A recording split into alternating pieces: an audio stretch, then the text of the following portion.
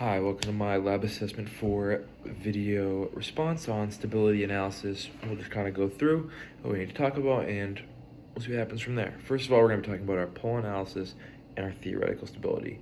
Now, basically concerning voltage, we have our speed transfer function. So that basically, if it has a pole in the left half plane, that's going to be a stable system, which is what we're looking for. We're looking for a stable system over the unstable system.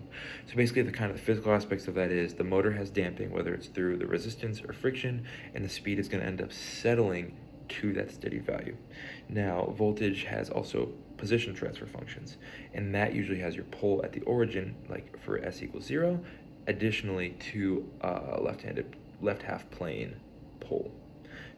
So for your voltage speed transfer functions, you just have a pole in the left half plane, but for our position transfer functions, you're going to have two, one at the origin and one at the left half pole, basically resulting in our marginally stable system, which basically position is the integral of speed, and the system basically is going to accumulate the input over time.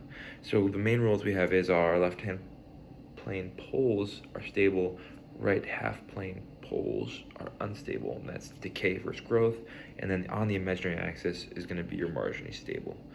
But going into our second aspect that we're going to talk about is our BIBO stability, which is our bounded input to bounded output, which is what BIBO stands for. And basically, if the input is finite, the output should stay finite. Which basically keeps saying basically a lot, but it requires that all poles have negative real parts, and this is important due to real systems kind of having limited inputs. So voltage, force, different things, you're gonna have limits to it, and the output is gonna remain controlled through all of that. Now, for our third step, if we're using our model versus our experimental response, so our step input, which is our applied, our constant voltage, the speed response rises, then the levels off the bounded input, and it matches the BIBO, bounded input, bounded output, stable behavior. Now, the position response to this is going to be, it's going to keep on increasing. It's going to ramp up. It doesn't settle. And this is due to position being the integral of speed. And constant speed, the position is going to grow linearly. So if speed is BIBO stable, position will not be BIBO stable. Now, an engineering judgment that we can or a reflection that we can get off of this is why our position appears unstable.